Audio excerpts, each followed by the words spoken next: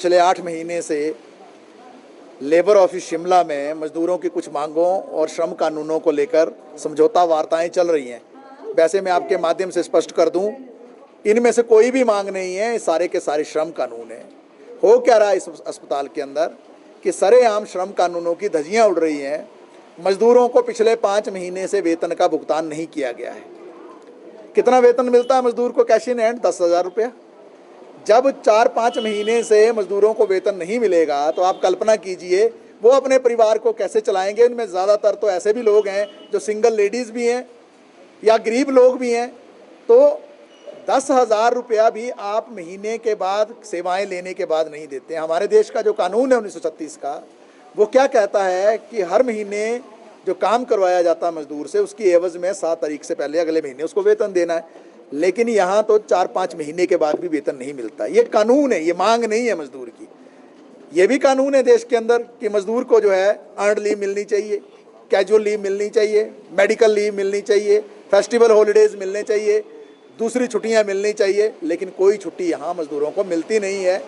और जो weekly off है, जो साप्ताहिक अवकाश है 6 दिन काम करने के बाद, वो भी इन मजदूरों को नहीं दिया जाता है।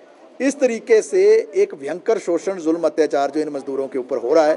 चंद कदम की दूरी पर प्रदेश सरकार सचिवालय है, थोड़ी दूरी पर लेबर ऑफिस है, लेकिन ये सारे विषय संज्ञान में होने के बावजूद भी उनको न्याय नहीं मिलता है। मजदूरों को आई कार्ड तक की सुविधा नहीं है, जो कि हमारे हिमाचल प्रदेश विधानसभा का एक कानून है कि 3 दिन के अंदर जो नौकरी में आता है उसको आई कार्ड मिलना चाहिए। जो हमारे देश के अंदर जो मैंडेटरी प्रोविजंस हैं, आवश्यक प्रावधान है, उसके अनुसार हर मजदूर को गर्मी और सर्दी के अनुसार 2 ड्रेस मिलनी चाहिए। वो कुछ नहीं मिलता है यहाँ।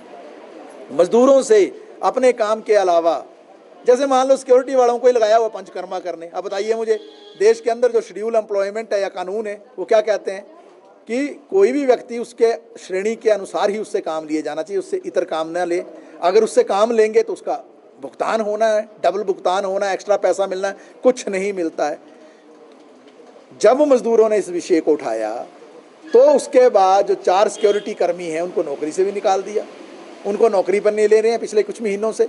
तो ये सब कुछ चल रहा है यहाँ पर। और अनेकों समझौता वार्ताएं जो हुई लेबर ऑफिस में 8 बार, उसमें एमएसपी नहीं आते हैं। किसको भेज देते हैं? चपड़ासी को डाक लेके भेज देंगे या क्लैरिकल स्टाफ को भेज देंगे। वो क्या निर्णय लेंगे? जब वहाँ लेबर ऑफिस में कहा जाता है ये चीज़ होगी कि नहीं होगी, वो बोलता है मेरे हाथ में नहीं है, ये तो एमएस साहब कर सकते हैं। ठेकेदार जो हैं उन पर शिकंजा कसने के लिए हमारे देश में उद्योग ठेका मजदूर अधिनियम 1970 आया। अगर ठेकेदार तनख्वाह नहीं दे रहे हैं तो कानून क्या कहता है 1970 का कि प्रिंसिपल एम्प्लॉयर को पैसा देना है। प्रिंसिपल एम्प्लॉयर या ठेकेदार ये तर्क नहीं दे सकते हमें सरकार ने पैसा नहीं दिया। जब आपने महीने में सेवाएं ली, आपको किसी भी तरीके से उनके पैसे का भुगतान करना, वो आपकी लड़ाई है सरकार से, वो आपकी लड़ाई है प्रशासन से, वो आप कैसे लड़ें। तो इसके खिलाफ आज हम यहाँ आए थे और हम ये चेतावनी देना चाहते हैं यहाँ के प्रशासन को, लेबर ऑफिस को, कि अगर जो है 1 दिन के अंदर वेतन का भुगतान नहीं किया गया इन मजदूरों का और जिनको नौकरियों से निकाला गया है उनको नौकरी पर वापस नहीं लिया गया, निश्चित तौर से आईजीएमसी की तर्ज पर एक बड़ा आंदोलन जो है आयुर्वेदिक अस्पताल के अंदर होगा।